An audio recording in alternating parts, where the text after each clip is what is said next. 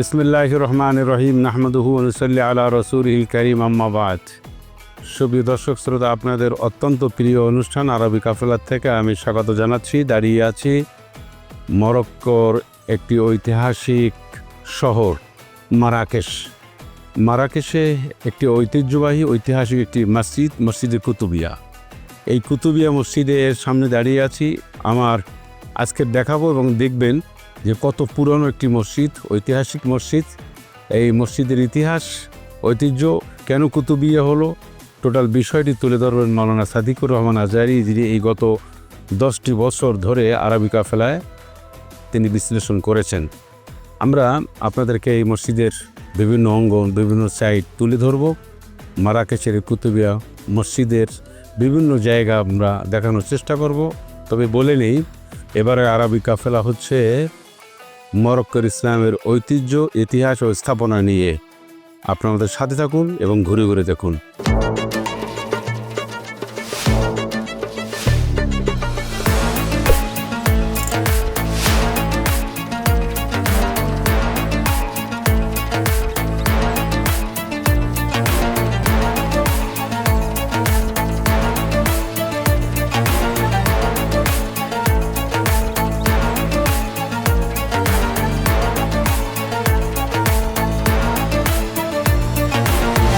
অনুষ্ঠানটির title sponsor Rin, powered by Pran recipe mix, co sponsor Seema steel ও Molla super salt.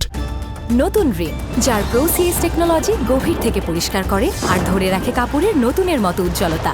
নতুন Rin advanced powder, নতুনের মতো উজ্জ্বল। আসসালামু আলাইকুম ওয়া রাহমাতুল্লাহি ওয়া বারাকাতুহু।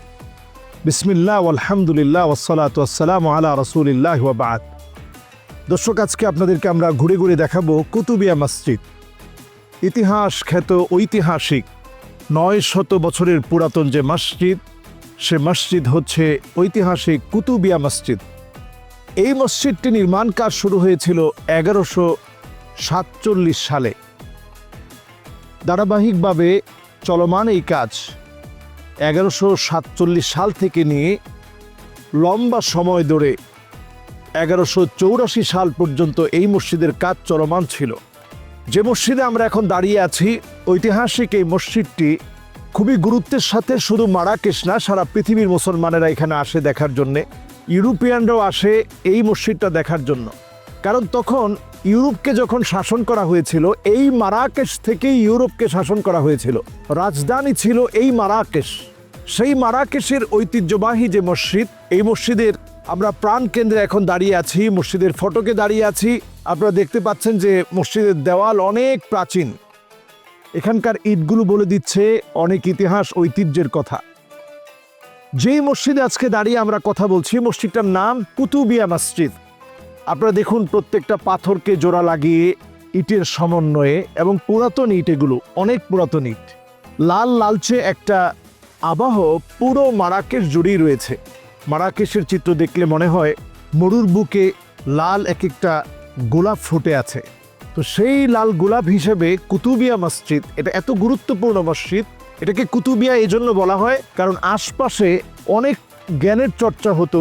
প্রাচীনকাল থেকেই জ্ঞানের চর্চা হওয়ার কারণে এখানে কিতাব বিক্রি হতো, বইপত্র বিক্রি হতো। আরবিতে কুতুব, অনেকগুলো বইয়ের সমাহার। এখানে অনেকগুলো বই এখানে বিক্রি করা হতো এবং বিক্রি হতো। মানুষ এখানে পড়াশোনা করত, জ্ঞান বিজ্ঞানে নিজেদেরকে সমৃদ্ধ করত। এই জন্য এই জায়গার পাশে যে মসজিদটি নির্মাণ করা হলো, মুওয়াহ্হিদি শাসন আমলে, শাসক খলিফা আল মামুন, তার শাসন আমলে তিনি বিশাল প্রাঙ্গণ সহ এই মসজিদটা নির্মাণ করেন। 1147 সালে মসজিদের কাজ শুরু করা হলেও আপনারা দেখেন এখানে কিছু কিছু ছোট ছোট কাজ কিন্তু পরিপূর্ণ করা হয়নি। এর মানে হচ্ছে এই মসজিদের কাজের মধ্যে কিছু ভুল যখন ধরা পড়েছিল, তখন সেগুলো সংস্কার করে পরবর্তী সময়ে মসজিদ নির্মাণ কাজ আবারও নতুন করে শুরু করা হয়। এই মসজিদ সম্পর্কে গুরুত্বপূর্ণ আরও একটি বিষয় বলে রাখতে চাই। 1147 সাল থেকে নিয়ে 1184 সাল পর্যন্ত খলিফা আব্দুল মোমেন, যিনি আল মুওয়াহ্হিদি খলিফা ছিলেন, আল মুরাবিতিন রাজবংশের সঙ্গে তাদেরকে পরাজিত করার পরই মারাকেশে নতুন ইসলামী শাসনের প্রতীক হিসাবে এই মসজিদটা নির্মাণ করা হয়। এবং এখানে আরো একটি গুরুত্বপূর্ণ বিষয় আপনাদেরকে বলে রাখতে চাই, প্রাচীন স্ট্রাকচার দেখলেই দেখা যায় এখানে সেই সময়ের অ্যারাবিক জ্যামিতিক ডিজাইন এখানে লক্ষ্য করা যায় এবং এতটা জটিল জ্যামিতিক ডিজাইন। আপনি মিনারার দিকে তাকিয়ে দেখেন, ৭৭ মিটার উঁচু যে মিনারা, সেই মিনারার দিকে তাকালে আমাদের অবাক হয়ে যেতে হয়। আপনি ডান দিক থেকে যদি আমরা লক্ষ্য করি, ১ ২ ৩ ৪ ৫ ওয়াক্ত নামাজকে কেন্দ্র করে মিনারায় যেহেতু সুউচ্চ কণ্ঠে আল্লাহর ধ্বনিটা উচ্চ কণ্ঠে যেহেতু প্রতিধ্বনিত হবে, দেখুন এখানে প্রত্যেকটা জায়গায় গ্যাপে গ্যাপে গ্যাপে গ্যাপে ৫টা করে এখানে প্রত্যেকটা উঁচু উঁচু যে মিনারা, সেই মিনারার মধ্যে ৫টা করে খোপ দেওয়া আছে। তার মানে খুবই সুন্দর একটা প্রক্রিয়ায় তারা এই কার্য সম্পাদন করেছে। আরও একটি গুরুত্বপূর্ণ বিষয় আপনাদেরকে একেবারে মিনারের উপর থেকে দেখিয়ে আনতে চাই, সেটি হচ্ছে মিনারের একেবারে উপরের অংশে উপরি ভাগে মুকারনাস বা মধুচক্রের মতো খোদাই করা একটি অংশ রয়েছে। ১ ২ ৩ ৪ চারটি ডিজাইন করা হচ্ছে গোল্ডেন কালারের।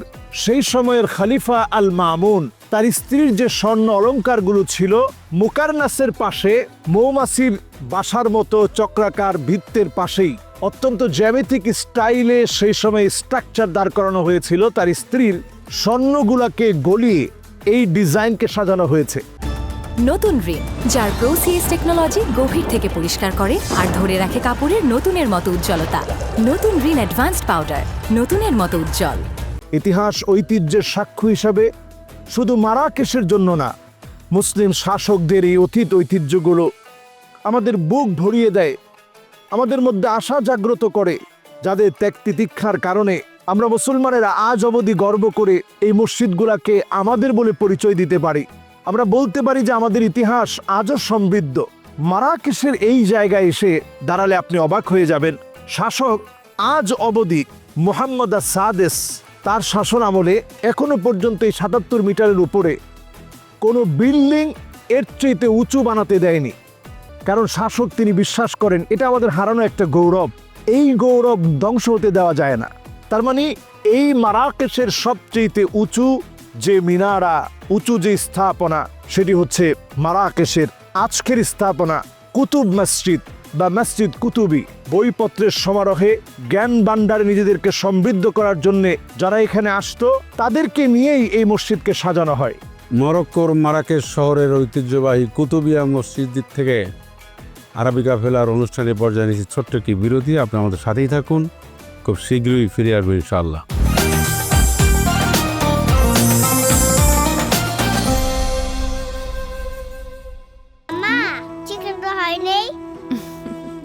বাড়িতে বাচ্চারাই আমার জাজ, ওরা তৃপ্তি করে খেলেই আমার বিজয়। একটুখানি প্রাণ হলুদের গুঁড়া, এর রং, ঘ্রাণ আর স্বাদে মামলাটা একদম ফিট। প্রাণ গুঁড়া মশলা, রান্নায় ভালোবাসার স্বাদ।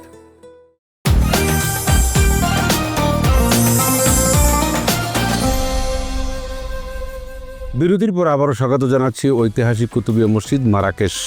যাচ্ছি মাওলানা সাদিকুর রহমান আজহারীর কাছে, যিনি এই মসজিদের পুরোটা বয়ান দিবেন। দর্শক, মারাকেশের ঐতিহাসিক কুতুবি মসজিদ, যে মসজিদের প্রাঙ্গণে একসময় বইপত্রের মেলা বসত, সবসময় সমারোহ থাকত জ্ঞান ও বিজ্ঞানের। এই মসজিদটি নির্মাণে 1147 সাল থেকে নিয়ে কঠিন কষ্টসাধ্য এই মসজিদ নির্মাণে শ্রম ব্যয় করে দিনের পর দিন খেটে কায়িক পরিশ্রমের মধ্য দিয়ে বিশাল মসজিদে মিনারা নির্মাণ করা হয়। 1147 থেকে নিয়ে 1184 সাল পর্যন্ত নির্মাণে সময় ব্যয় করা হয়। এ সংস্কার কাজে ভুল হওয়ার পর আবার নতুন করে সংস্কার করা হয়, আবার এই মসজিদ নির্মাণে দিনের পর দিন ব্যয় করা হয়। মোরাবিতিনরা এই মসজিদের প্রাঙ্গণে তারা সামরিক প্রশিক্ষণ একটা কেন্দ্র তৈরি করে।